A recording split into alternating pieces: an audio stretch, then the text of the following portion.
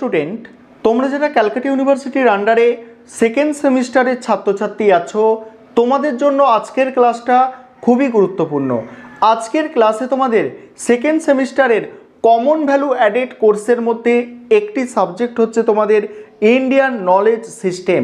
Indian knowledge system and it's application, এই যে তোমাদের সাবজেক্টটা আছে, এই সাবজেক্টের সম্পূর্ণ সিলেবাসটা বাংলায় আলোচনা করে দেব। তোমরা প্রথম থেকে শেষ পর্যন্ত সিলেবাসটা দেখে নাও। তোমাদের এই যে সাবজেক্ট ইন্ডিয়ান নলেজ সিস্টেম, এই সাবজেক্টে তোমাদের 4টে মডিউল পড়তে হবে মোট। এই 4টে মডিউলে কি সিলেবাস আছে তোমরা দেখে নাও।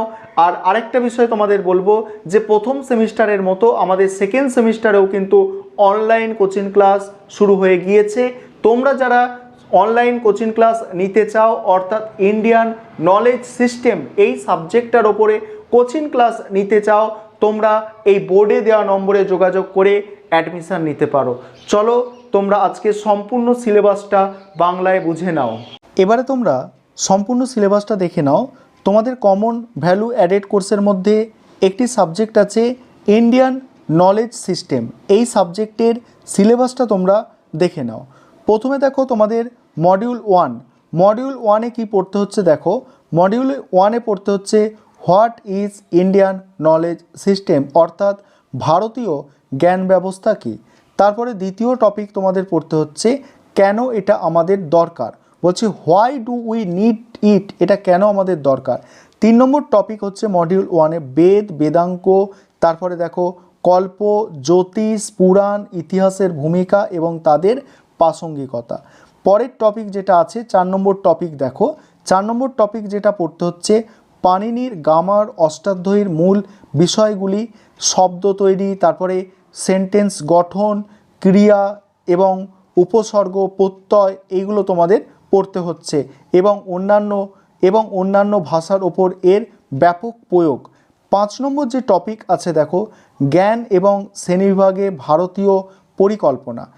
দেখো এখানে লেখা আছে ইন্ডিয়ান দেখো জ্ঞান এবং শ্রেণীবিভাগে ভারতীয় পরিকল্পনা। তারপরে দেখো পরে 6 নম্বর যে টপিকটা আছে দেখতে পাচ্ছ, 6 নম্বর টপিকটা আছে ধৈর্য, তারপরে ধৈর্য জ্ঞান প্রতিষ্ঠার জন্য ভারতীয় কাঠামো এবং আজকের সমাজ এর মানে প্রয়োগযোগ্যতা, আজকের সমাজে এর প্রয়োগযোগ্যতা। মডিউল 2-তে যেটা পড়তে হচ্ছে ancient Indian political and economic system, সেখানে পড়তে হচ্ছে মডিউল 2-তে। সেখানে কি আছে দেখো, সেখানে প্রথম যেটা আছে যে রাজত্বের ধারণা অর্থাৎ কনসেপ্ট অফ কিংশিপ, আর মানে একজন রাজার দায়িত্ব সেখানে পড়তে হচ্ছে। তারপরে দ্বিতীয় টপিক যেটা আছে 3 স্তরের রাজনৈতিক ব্যবস্থা, ধর্মদণ্ড, রাজদণ্ড আর হচ্ছে ন্যায়দণ্ড।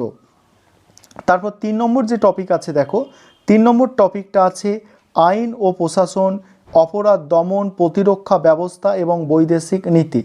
এটা হচ্ছে তোমাদের 3 নম্বর টপিক। 4 নম্বর টপিক হচ্ছে সম্পদ এবং মালিকানার ধারণা, তারপরে হচ্ছে তোমাদের কৌটিল্যের সপ্তাঙ্গ তত্ত্ব, আয়ের 7টি উৎস, এগুলো পড়তে হচ্ছে।